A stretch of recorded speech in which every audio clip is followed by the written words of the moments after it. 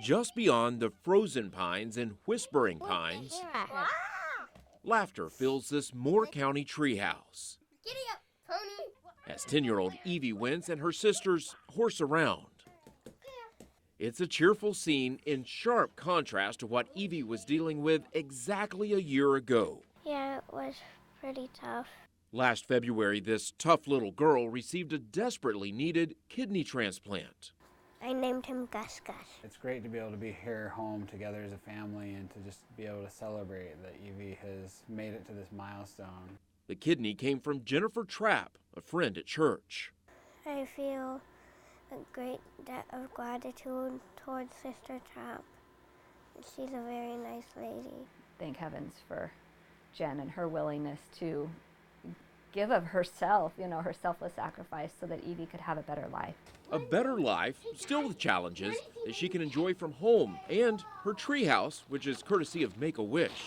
It seems like it was so long ago, and to believe it's just been 1 year is amazing. Like, it flies by when you're feeling like a lot better. So we waited for a long time, and then we had, I think, 3 different tries where we were called into the hospital and said, we've got a kidney for you, 3 or 4 times. And each time we sat and we waited, and she was on the list. She was either second or third on the list, and someone else would get the kidney. So imagine a world without the wait list, one where a new organ could be printed. When we think about 3D printed items, a lot of times we think about stiff plastic, but this is meant to actually bend so that it can function as it should. That's great. It has the same properties as your normal ear would. It's research that's underway at the Wake Forest Institute for Regenerative Medicine in Winston-Salem. In this particular printer, you can print up to the 6 different cell types and materials. Here you see an example of what printing an ear would look like. We take a very small piece of tissue from the patient. We grow and expand the cells outside the body.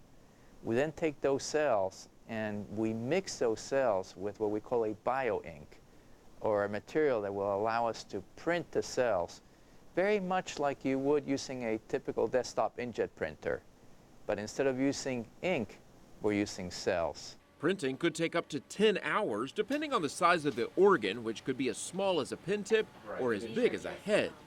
Here at the Institute, we're working on over 30 different types of tissues and organs. The Institute's director, Dr. Anthony Atala, says once printed, doctors would keep the structure alive in an incubator that has the same conditions as the human body. After maturing for a week or 2, the new organ would go inside the patient. What the printer does for us is it really gives us 3 things. It gives us scalability.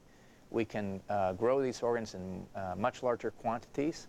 It gives us reproducibility because we can print the same type of organ in the same manner every time, and it gives you more precision, where we can actually be more precise in how we print these organs for human use. Researchers have spent the last decade working on the 3-dimensional printing. We have not yet implanted a solid organ in a patient, but we're working hard to try to get there in the future. Solid organs like livers, lungs, kidneys, and hearts could still be many years down the line. These materials are degradable. Actually, once inside the body, they degrade on their own, and the cells remain and make the tissue form and mature.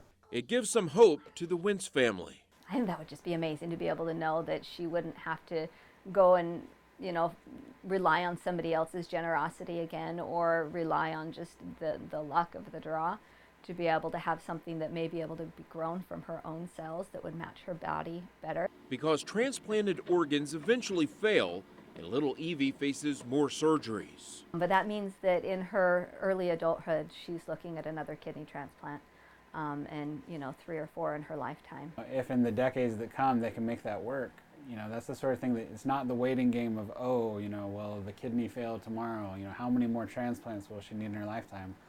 That would all be taken off the table, which would be phenomenal. Justin Quisenberry, WNCN News.